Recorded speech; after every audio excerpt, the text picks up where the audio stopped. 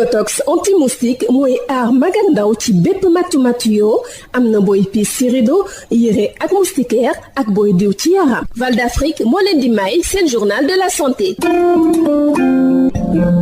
dal leen ak jàmm ci téeméeri jigéen yoo jël fii ci Sénégal juróom-ñett fukk ak ñeent yi xamuñu lépp li ñu war a xam ci lu soxal seen gisum baax. ci téeméeri élèves yu jigéen yoo jël ñeent fukk ak juróomi dinañu raté seen classe lu mu néew benn bés ci jamono yi nga xam ne dañuy gis mbaax fii ci Sénégal. lu ni mel nag ab gëstu bu ñu def ci hygiène menstruelle ci yenn bërëb bi ci Ndakaar moo ko fësal. ngir indi coppite ci lu ni mel entreprise sociale sénégalaise bi ñu duppee Happy Afrique ak i partenaire am lancé ab application bu ñu duppee weer wi di application bu njëkk fii ci Sénégal soxal nu ñuy sayto cycle ak santé menstruelle. Zeynab Diallo di expert en intelligence artificielle ca Dakar Institute Technologie ci micro Khady Sène. dañu gis ne que 66% si xale yu jigéen yi kenn préparé wu leen que ne dinañ mës a gis seen baax et même au Sénégal sax chiffre bi dafa gën a yokk ndax lu ma leen di ko 66% c'est dans le monde 84% si biir Sénégal 84% wu jigéen yi nekk Sénégal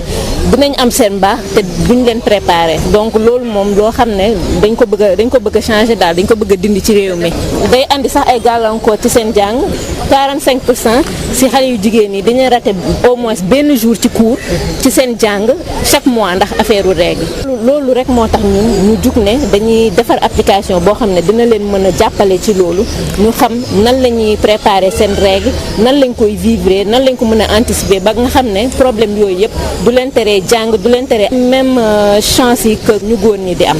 weer wi nag li ko yëkkati moo di indi coppite ci dundinu jigéen ñi te gunge leen ba ñu gën a xam lépp lu aju ci seen baax wala cycle menstruel jox leen it xibaar yépp yi ci aju bu ñu sukkandikoo ci Aram Thiam mooy directrice générale bu IT for Life. weer bi Sénégal xam nga Afrique sax dafa am ay tabou mooy nga xamante ne ni ak say parents doo ko mun a wax ndax da ngay rus donc benn genre kii la application bi nga xam ne day permettre xale yu jigéen yi mun a am information yépp si par suñuy gis baax lan lañu war a def ak mën a xam seen yaram mën a interpréter par exemple suñu tollee si benn période lii la ñu war a yëg te loolu normal na ñu xam ne seen dund la bokk mën a jël matuwaay yu war pour mën a am santé bi nga xamante ne bi dana leen permettre seen giiru dund ñu mën a dund ak loolu. application bi dina la permettre nga mën a suivre say mbaax xam kañ lay ñëw kañ lay arrêté ñaata temps lay durer di nga am tamit volet bi nga xamante ne ay conseil la nan nga war a def pour jël prendre en compte yow sa hygiène menstruelle ay conseil ak partie bi nga xamante ne ay jeux la ki nga xamante nit ki mën na si def quiz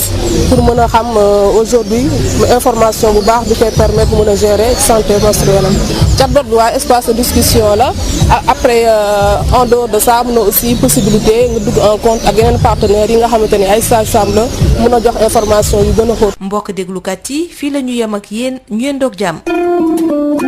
Yotox anti-moustique mooy aar mag ak ndaw ci bépp matu-matu yoo am na booy piis ci rido yére ak moustiquaire ak booy diw ci yaram. Val d'Afrique moo leen doon may c'est le journal de la santé.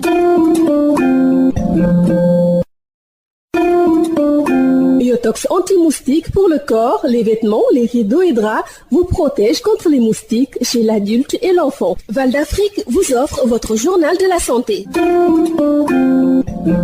Bonjour chers auditeurs, 84% des jeunes et des femmes ne sont pas bien préparés à accueillir leurs premières règles.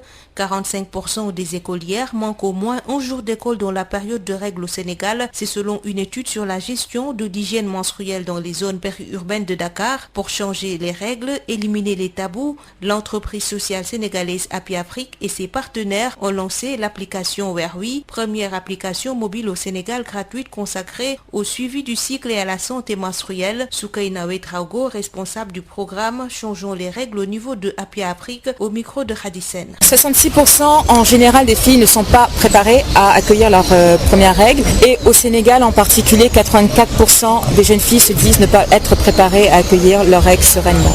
Tout à fait. Elles n'en entendent pas parler ou quand ça arrive, elles ont peur parce qu'elles ne savent pas ce que c'est. Tout à fait. Et à côté de ça, 45% des jeunes filles ratent l'école au moins une fois tous les mois à cause de leurs règles. Parce qu'elles ne savent pas qu'elles peuvent aller à l'école tout en ayant leurs règles, parce qu'elles ont des douleurs et elles ne savent pas à quoi c'est dû.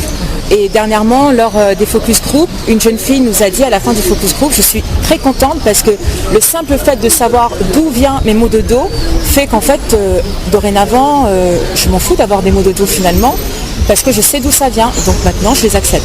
L'autre chiffre qui est très intéressant et qui m'a beaucoup plu, c'est que dans 37% des cas, les jeunes filles disent qu'elles veulent que ce soit leur mère qui leur parle des règles. Et ça, j'ai beaucoup aimé. Ça veut dire que le lien familial, il est là. Ça veut dire qu'elles ne veulent pas couper le lien familial. Elles veulent passer par les nouvelles technologies pour s'informer, mais elles veulent quand même en parler avec leur mère. Et ça nous a beaucoup plu. Ça veut dire qu'elles veulent utiliser leur téléphone avec leur maman. Et même quand on voit les avatars qu'elles choisissent au début pour les conseiller, pour les guider tout au long de l'application, elles choisissent l'avatar Yai. Weer Wi vise à changer les règles et accompagner les filles dans la découverte de leur cycle menstruel. Plusieurs outils composent la plateforme conçue pour donner aux filles des informations nécessaires à la compréhension et les aider à communiquer sur les règles au sein de leur entourage. Marina Ning, cofondatrice et CEO d'Happy Afrique, au micro de Radisen. Weer Wi, c'est un projet en fait avec plein d'outils pour les jeunes filles pour leur apprendre à connaître et à comprendre leur cycle menstruel. Puis en fait, elles ont envie de savoir. Elles savent pas trop vers qui se tourner et elles ont besoin d'informations. Et les mamans, elles ont envie d'en parler avec leurs filles, mais elles savent pas toujours par où commencer. Donc nous, l'idée, c'est de créer des outils qui vont aussi permettre aux générations de communiquer ensemble sur la question et de se réconcilier avec ça.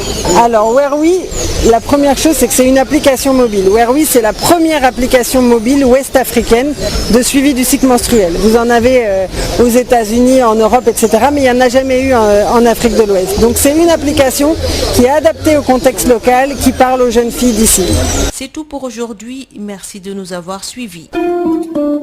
Biotox anti-moustique pour le corps, les vêtements, les rideaux et draps vous protège contre les moustiques chez l'adulte et l'enfant. Val d'Afrique vous a offert votre journal de la santé.